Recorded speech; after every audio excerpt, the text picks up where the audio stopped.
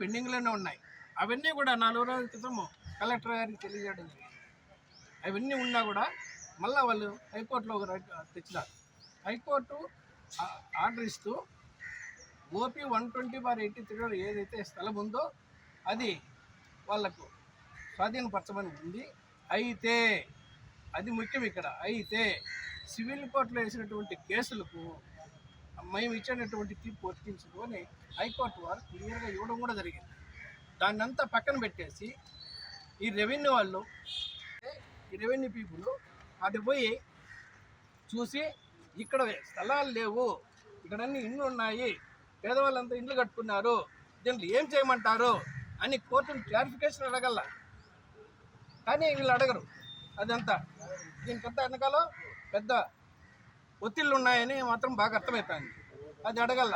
అడిగిన తర్వాత స్పెసిఫిక్గా డైరెక్షన్ తీసుకోవాలా. ఏమని వాళ్ళు ఎవరన్నా కానీ మీకు అభ్యంతరాలు వాళ్ళకి నోటీసులు ఇవ్వండి.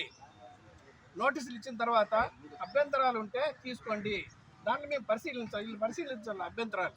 ఎట్లా వచ్చినారు వీళ్ళు? వీళ్ళు ఏమన్నా ఆకాశం నుంచి ఊడిపడినారా? వీళ్ళు కూడా ఈ ఊరి దగ్గర ఒక దగ్గర కొన్నారు. మరి వీళ్ళకి ఎట్లా వచ్చింది ప్రాపర్టీ అనేది కూడా తెలుసుకోవాల్సిన పరిస్థితి ఈరోజు వాళ్ళకు రెవెన్యూ వాళ్ళకు ఉంది. కానీ రెవెన్యూ వాళ్ళు తెలుసుకోరు. రాజకీయ వ్యక్తుడి చేసేయాలంటే చేసేయాల. ఈ పొద్దు మాత్రం అడిగితే కలెక్టర్ చేయమని ఎక్కడ చెప్పలేదే అంటున్నాడు. ఇది ఎక్కడ న్యాయం? ఈరోజు వాళ్ళు కష్టపడి రూపాయి కూడబెట్టుకున్నట్టు 40-50 లక్షలు ఈరోజు లాస్ అయిపోయి వాళ్ళు ఉపాధి పోగొట్టుకొని రోడ్డు మీద పిల్లలతో పడుతున్నారు. ఇవన్నీ ఈ గవర్నమెంట్లోనే జరుగుతుంటాయా? ఇవన్నీ కూడా వాళ్ళ దృష్టికి తీసుకెళ్ళావు. హైకోర్టు ఆర్డర్లు, సుప్రీంకోర్టు ఆర్డర్లు పక్క వీళ్ళ రాజ్యాంగం ఇది యువత వీళ్ళు అమలుపరిచి ఆర్డర్ ఏది ఎట్లా ఎగ్జిక్యూట్ చేయాలా అనేది ముందు తెలియాల. ఎవరైతే బాధితులు ఉన్నారో, గృహాలు కట్టుకున్నారో నోటీస్ ఇవ్వాల్సిన పరిస్థితి.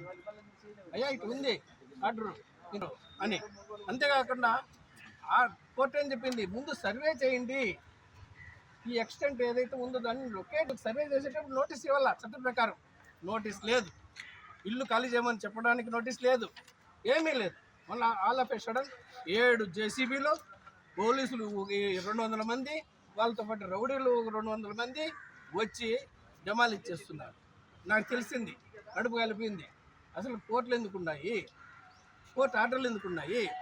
ఎక్కడ కానీ కోర్టు డెమాలిష్ చేయమని చెప్పలేదే అని నేను కనీసం ఒక మానవతావాదిగా, ఒక రిటైర్డ్ జడ్జిగా నేను వాళ్ళ దగ్గర పోయి చెబుదామని హైకోర్టు ఆర్డరు, సుప్రీంకోర్టు ఆర్డరు తీసుకొని పోయి నేను ఎంఆర్ఓ గారికి నేను ఎక్స్ప్లెయిన్ చేస్తా కూర్చున్నా. అయ్యా సుప్రీంకోర్టు ఆర్డర్ ఇట్లుంది, సుప్రీంకోర్టు ఆర్డర్ ప్రకారం వాళ్ళు సివిల్ సూట్ చేసుకున్నారు, అవి ఇంకా ఫైనల్ కాలేదు, దాంట్లో ఏదో తీర్పు చెప్పాల్సి ఉంది. ఆ విధంగా మీరు ఉంటే తర్వాత హైకోర్టు వాళ్ళు కూడా మీరు సివిల్ సూట్స్ ఉన్న ప్రాపర్టీకి మా మా మా యొక్క ఈ జడ్జిమెంట్ వర్తించదని కూడా చెప్పినారు. కాబట్టి వెయిట్ చేయండి, లేకపోతే మీకు బాగుండదు అని చెప్తే ఎంఆర్ఓ గారు కొంత ఎక్స్టెంట్ సరే సార్ ఇప్పుడు stop చేద్దామన్నారు.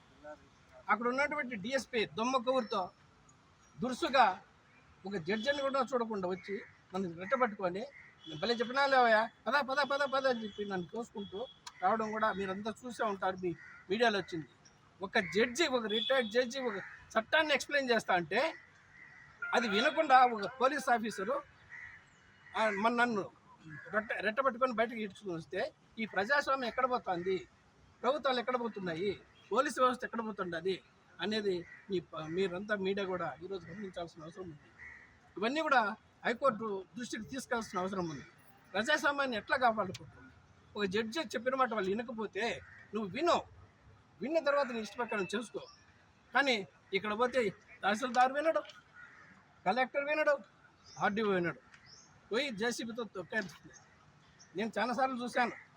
Court order, police protection ఇవ్వండి అయ్యా ఈ బాధ్యత కంటే పోలీసు వాళ్ళు ఇవ్వడం లే.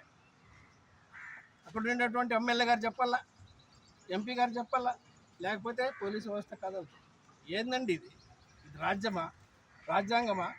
ఏంది? ఎక్కడ పోతుంది ఈ ప్రపంచము అనేది నేను ఈరోజు ప్రశ్నిస్తున్నాను. ఈరోజు వచ్చి మన కలెక్టర్ గారు అడిగితే ఇప్పటికన్నా నిలుపుతారంటే ఫస్ట్ నిలుపుతామని మళ్ళీ అనుకోరు వచ్చి వాళ్ళు జాయింట్ కలెక్టర్ గారు ఏమంటారు కొంచెం ఆలోచన